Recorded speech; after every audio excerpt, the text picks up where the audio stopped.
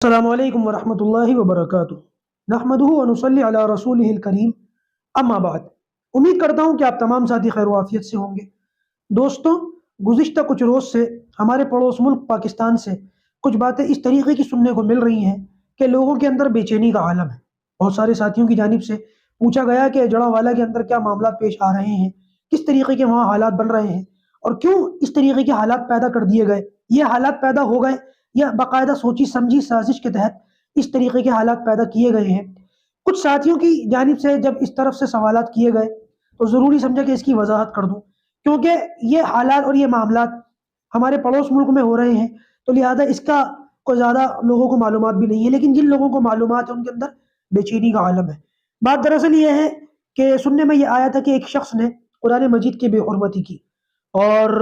صحیح بات تو، اصل بات تو کیا ہے وہ تو اللہ ہی بہتر جانتا ہے، لیکن جو سننے میں آیا وہ یہ ہے کہ قرآن مجید کا ایک نسخہ لے کر کے یا اس کے کچھ صفحے لے کر کے اس نے کسی گندی اور ناپاک جگہ پر رکھے، اور نیت قرآن مجید کی بے حرمتی ہی کی تھی۔ اس عمل کا رد عمل جو سامنے آیا، اس ایکشن کا جو ری ایکشن ہوا، وہ یہ ہوا کہ کچھ لوگوں نے اس بات سے متاثر ہو کر جذباتی ہو گئے۔ اچھا، یہ بھی بڑا مسئلہ ہے ہماری قوم کا، جیسے کہ میں کبھی کبھی کہتا ہوں کہ اللہ حفاظت فرمائے، ہماری قوم صرف جذباتی ہے۔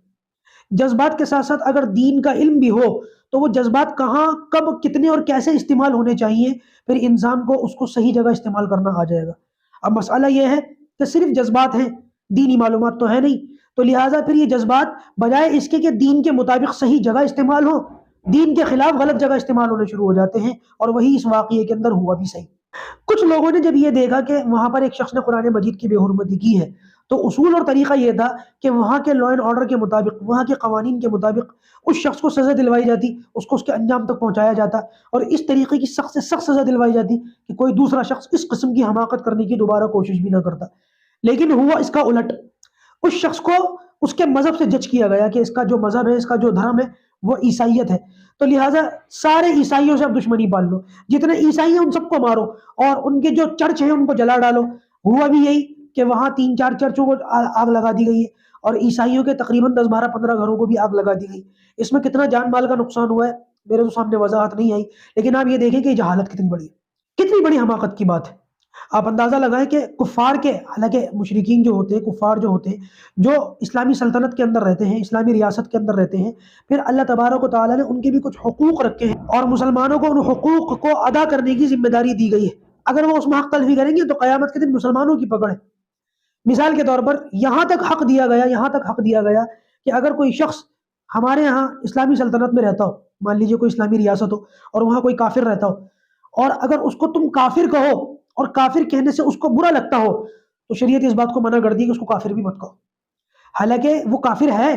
اور کافر کوئی گالی بھی نہیں ہے، اور کافر کے جو لفظی معنی آتے ہیں وہ ہے انکار کرنے والا،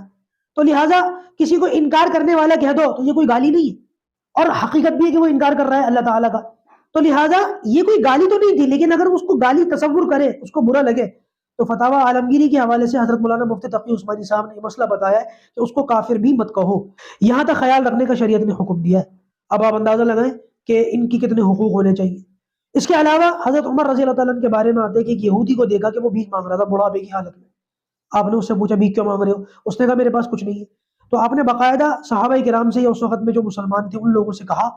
کہ ہم نے اس کی جوانی سے فائدہ اٹھایا، اس سے جزیہ لیا اسلامی سلطنت نے، تو جب تک یہ جوان تھا تب تک یہ جزیہ دیتا رہا، ٹیکس دیتا رہا، اور اب جب یہ بوڑھا ہو گیا اور اس کی ہڈیوں میں طاقت نہ رہی تو اب یہ بھیک مانگنے پر مجبور ہو گیا، لہٰذا اب ہم بیت المال سے اس کا وظیفہ جاری کریں، اور اس کا بیت المال سے وظیفہ لگایا گیا۔ اس متعلق اور بہت ساری باتیں ہو سکتی ہیں، لیکن افسوس ہوتا ہے کہ ہمارے پڑوس ملک پاکستان کے اندر اتنی جہالت ہے۔ اب قرآن سے اگر اتنی محبت ہے، میں آپ کو ایک مثال دیتا ہوں، آپ کو سمجھ میں آئے گا۔ پچھلے کچھ سالوں سے وہاں پر جن لوگوں کی بھی حکومت رہی ہے، چاہے وہ شہباز شریف ہو، نواز شریف ہو، عمران خان ہو، پرویز مشرف ہو، کوئی بھی ہو، ان لوگوں کی حکومت کے اندر ایک بات کامن ہے، وہ یہ کہ جیسے ہی رمضان کا پہلا روزہ آتا ہے، مسلمانوں میں ہے نا کہ وہ رمضان کے مہینے میں زکوٰۃ نکالتے ہیں، تو رمضان کا جیسے ہی پہلا روزہ آتا ہے تو جتنے وہاں پر بینکس ہیں، اور بینکس کے اندر سیونگ اکاؤنٹس ہیں لوگوں کے، مسلمانوں کے، وہاں پر حکومت کی طرف سے بینک کے اندر اعلان کر دیا جاتا ہے کہ جن لوگوں کی رقم سیونگ اکاؤنٹ کے اندر رکھی ہوئی ہے، حکومت کی طرف سے 2.5% زکوٰۃ کے طور پر کاٹ لیا جائے گا۔ نصاب سے اوپر جس کی بھی رقم ہوتی ہے، حکومت کی طرف سے اس کی رقم کاٹ لی جاتی ہے۔ یہاں قرآن پر عمل کیا جاتا ہے، لیکن وہی اسی قرآن میں لکھا ہوا ہے چور کا ہاتھ کاٹو، تو وہ نہیں ہے ان کے یہاں پر۔ کمال کی بات ہے، اپنے مطلب کے قرآن پر عمل کرتے ہیں۔ اور جہاں پر خلاف چلی جائے بات، کیونکہ ظاہر سی بات ہے جتنے سیاست کے اندر بیٹھے ہوئے تقریباً ساری ہی چور ہیں، ہر بندے کا ہاتھ کٹے گا، اس لیے وہ چیز وہاں پر اپلائی نہیں کی جاتی، وہ چیز وہاں پر نہیں لگائی جاتی.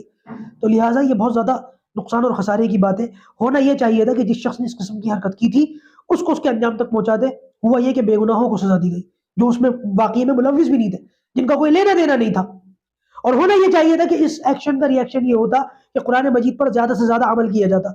قرآن مجید کو عیسائیوں کی زبان میں شائع کر کر کے خوب اس میں جو ہے تقسیم کیا جاتا ہزاروں لاکھوں کی تعداد میں، تاکہ قرآن کا پیغام تک پہنچتا. لیکن نہیں، علم نہیں ہے تو پھر یہ جہالت. اللہ تبارک و تعالی جہالت سے امت مسلمہ کی حفاظت فرمائے. جو لوگ بے گناہ ہونے کے باوجود اس واقعے کے اندر پریشان ہوئے ہیں، چاہے وہ کسی بھی مذہب کے ہوں، اللہ تعالیٰ ان سب کی حفاظت فرمائے.